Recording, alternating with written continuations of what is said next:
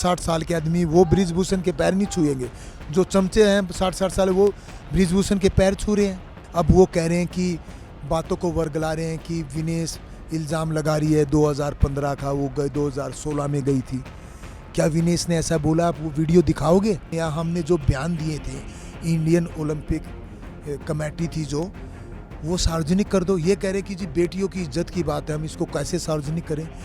बेटियों ने जो पुलिस में बयान दिए वो तो तुरंत बृजभूषण के पास लिस्ट चली गई। बृजभूषण भारतीय कुश्ती संघ का अध्यक्ष बना था। उससे पहले नेशनल टीम में, मैं कॉमनवेल्थ गेम्स की बात कर रहा हूँ 2010 की, हर एक वेट कैटेगरी में यूपी की लड़कियां होती थी। अलका तोमर थी, रजनी थी और प्रियंका थी, मतलब हर एक वेट कैटेगरी। और वो हरियाणा की लड़कियों से कांटे की टक्कर होती थी। उत्तर प्रदेश की कई लड़कियां हरियाणा की लड़कियों को हरा के विदेशों में खेली हैं, उनके भी मेडल आए हैं। लेकिन ये कब? 2011 से पहले ही। बृजभूषण 2011 में अध्यक्ष बना, तो चाहिए तो ये कि 2011 के बाद उत्तर प्रदेश के और मेडल आने चाहिए, लड़कों के भी लड़कियों के भी। और आप देखेंगे 2011 से पहले शौकेन तोमर है, राजीव तोमर है, कहीं जो इंडिया के टॉप रेसलर थे, सुशील की वेट कैटेगरी में भी यूपी का ही रेसलर सबसे अच्छा था, शौकेंद्र तोमर। अच्छा, 84 किलो के जो सबसे टॉप के जो रेसलर थे वो भी उत्तर प्रदेश थे, अनु चौधरी, वो भी सबसे तगड़े थे। उसके बाद 120 किलो में राजीव तोमर थे, वो भी सबसे तगड़े थे। 2011 में ऐसा क्या हो गया भाई? उत्तर प्रदेश का अध्यक्ष बना है तो उनके 4-5 जो बेटे बेटियां स्टार रेसलर थे वो भी कहीं गायब हो गए, नए बच्चे कोई आए ही नहीं। तो उन्होंने उत्तर प्रदेश की कुश्ती का भी नुकसान किया। नुकसान इसलिए किया क्योंकि उनके जो अच्छे कोचेस थे, देखिए कोई भी अच्छा कोच है वो आपके जूते नहीं उठाएगा, आपकी चमचागिरी नहीं मारेगा। उन्होंने अपने 10-15 साल जीवन के तपस्या करके बेटे बेटियों को तैयार किया है। वो 60-60 साल के आदमी वो बृजभूषण के पैर नहीं छुएंगे। जो चमचे हैं 60-60 साल वो बृजभूषण के पैर छू रहे हैं, ठीक है? वो अपने ज़मीर जिनका होता है। उसके बाद आप उत्तर प्रदेश का ही मैंने एग्जाम्पल दिया है, उत्तर प्रदेश का बृजभूषण ने नुकसान किया। उसके बाद एक भी बच्चा तैयार नहीं हुआ। 12 साल हो गए हैं बृजभूषण को, 3 प्लान हो गए उसको अध्यक्ष में। टाटा मोटर्स के करोड़ों रुपए उन्होंने लगा के वहाँ पर पूर्वांचल में इतने बड़े बड़े स्टेडियम बना दिए हैं।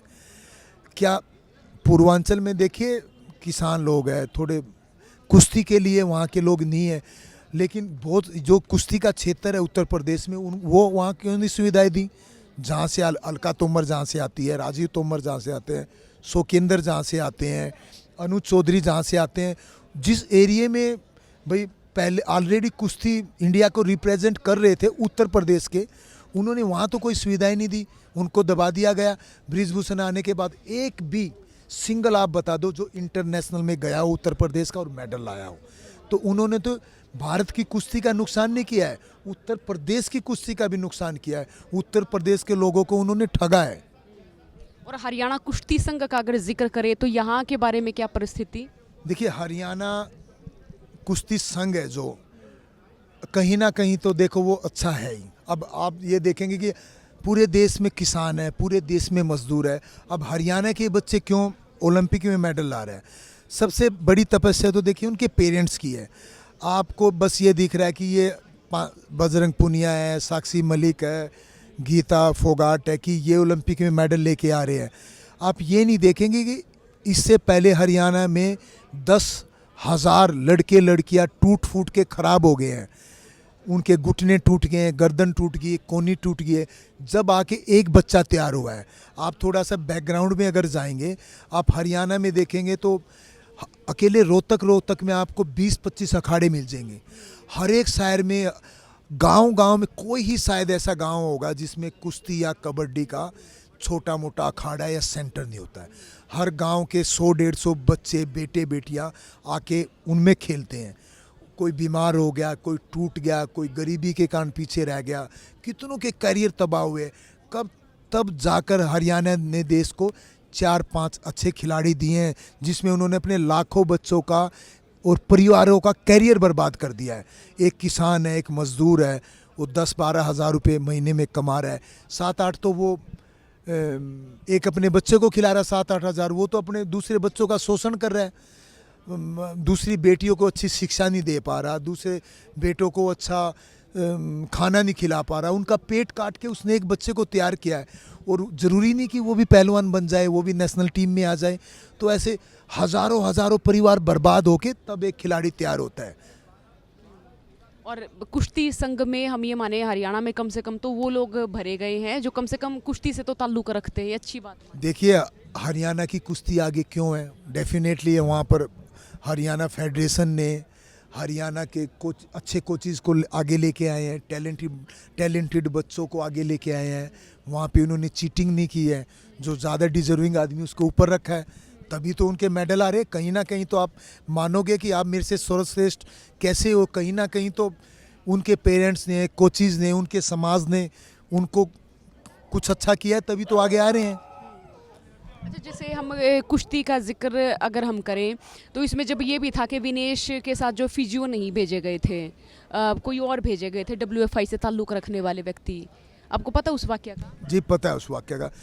तो उसका तो यही है, देखिए मैडम, अब मैं मान लीजिए मैं विनेश हूँ, मैं ओलंपिक की दावेदार हूँ, मैं देश के लिए मेडल लेने जा रही हूँ, तो क्या देश की सरकार का या इंडियन ओलंपिक एसोसिएशन का या भारतीय कुश्ती संघ जो सैकड़ों करोड़ रुपए सरकार स्पोर्ट्स मिनिस्ट्री से ले रहा है, जो रतन टाटा जैसे लोगों से सैकड़ों करोड़ रुपए ले रहा है, JSW जिसको स्पॉन्सर कर रहा है, OGQ जिसको स्पॉन्सर कर रहा है, तमाम एजेंसियां पैसे देने के लिए तैयार है। आप हमसे कितने भी पैसे लो, बच्चों को सुविधा दो, तो क्या वो उसके लिए एक फिजियो नहीं भेज सकते?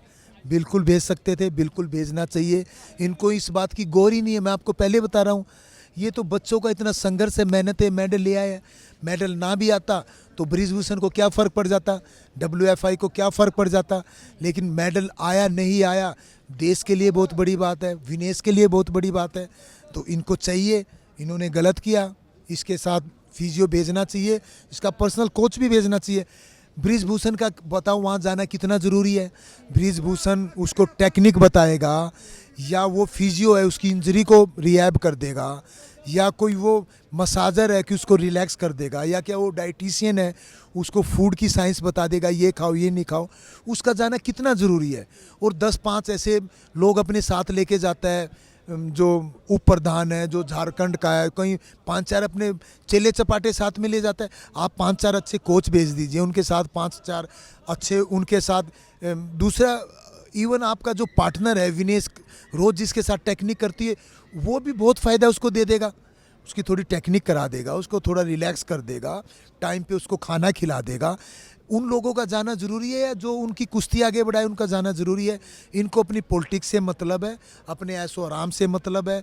जो खेल मंत्रालय इनको सैकड़ों करोड़ों रुपए देता है उससे मतलब है, खेल से इनको कोई मतलब नहीं है। अच्छा, अब जैसे हम कमेटियों का भी जिक्र करें, अभी तक फ़िलहाल कमेटियों में जितने बयान दर्ज हुए हैं या जो कमेटियों में किया गया है, आपने उसे बहुत करीबी से देखा, उसमें कितनी सही कार्रवाई हुई है, और जिस तरह से बयान दर्ज हुए हैं, क्या मानते हैं कि वो सही तरह से हुए हैं? देखिए मैडम, हमारे जो बयान हुए थे उनकी पूरी वीडियोग्राफी हुई थी, जो उन्हें हमारी बात बिल्कुल तरीके से सुनी थी। मैरी कॉम भी थी, योगेश्वर दत्त भी थे, सब बातें उन्होंने ध्यान से सुनी थी। हमने जो भी हमारी बातें उनके सामने रखी थी, लेकिन क्या वो सार्वजनिक हो पाई? अब वो कह रहे हैं कि बातों को वर्गला रहे हैं कि विनेश इल्ज़ाम लगा रही है 2015 का, वो 2016 में गई थी। क्या विनेश ने ऐसा बोला? आप वो वीडियो दिखाओगे? बातों को तरोड़ मरोड़ के पेश कर रहे हैं। जो भी है वहाँ पर लड़कियों ने, या हमने जो बयान दिए थे, इंडियन ओलंपिक कमेटी थी जो, वो सार्वजनिक कर दो। ये कह रहे कि जी बेटियों की इज्जत की बात है, हम इसको कैसे सार्वजनिक करें? बेटियों ने जो पुलिस में बयान दिए वो तो तुरंत ब्रिजभूषण के पास लिस्ट चली गई, उनके घर लोगों को भेजा जा रहा है, फ़ोन जा रहे हैं, उनको किसी ना किसी तरीके से समझाया जा रहा है। तो कहीं ना कहीं मैं कहूँगा कि जो वो कमेटी बनी थी वो भी किसी दबाव में थी या दबाव में है। उन्होंने हमसे आज तक हमसे कोई बात नहीं की, ना हमें कोई बताया कि हमने आपकी रिपोर्ट को कहाँ भेजा है, क्या करा है, क्या नहीं करा है। उन्होंने कुछ नहीं किया, तभी मजबूरन हमको आके सड़क पे बैठना पड़ा। अच्छा, इस दौरान बबीता फोगाट से बात हुई? उनका भी कहना है कि कमेटी से मेरी फाइल छीन ली गई थी जी, मैं कुछ और कहना चाह रही थी, मेरे बयान गलत दर्ज करवा दिए थे, ऐसा उनका कहना था। हाँ देखिए, अब वो बबीता फोगाट थी, वो भी हमारे टीम में नहीं थी, वो तो कमेटी की मेंबर थी। हम लोग तो जो खिलाड़ी थे वो अपना बयान दर्ज करा के गए। अब बबीता ऐसी बोल रही है तो देखो, बबीता जाने और वो जाने, कहीं ना कहीं जब कोई तो बात है, जब वो बोल रही है, वो बबीता है जो उनकी कमेटी की मेंबर है और बीजेपी से वो इलेक्शन भी लड़ चुकी है, तब भी वो कह रही है कि मेरे उन्होंने साइन नहीं कराए, मुझसे ऐसे ले लिया। तो इन बातों से संकेत तो आता ही है कि कहीं ना कहीं कोई गड़बड़ है इस बात में। अच्छा, अब जैसे कि ब्रजभूषण के भी बयान दर्ज किए दिल्ली पुलिस ने, उनका कहना था कि उन पर लगे आरोप जो निराधार हैं, ये आरोप सही नहीं है, सच नहीं है।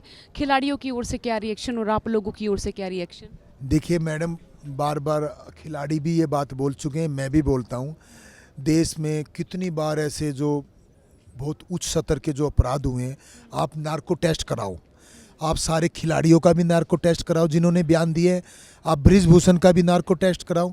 ब्रिजभूषण इस बात को क्यों नहीं मान रहा है, सरकार क्यों नहीं मान रही है, कोर्ट पुलिस क्यों नहीं मान रही है? दूध का दूध पानी का पानी हो जाएगा, पता लग जाएगा खिलाड़ी गलत है, ब्रिजभूषण गलत है। आप दोनों पक्षों का नार्को टेस्ट कराओ, साफ पता लग जाएगा टेस्ट में कि भाई कौन गलत है कौन ठीक है। बिल्कुल। और ये परमजीत मलिक हमारे साथ थे। कोई और सवाल जो आप लोगों के जहन में हो, जो आप इनसे पूछना चाहते हो, वो भी आप हमें लिखिएगा, क्योंकि इनसे जो बातचीत का जो दौर है वो लगातार हम लोग जारी ही रखेंगे। फिलहाल इस बातचीत में इतना ही।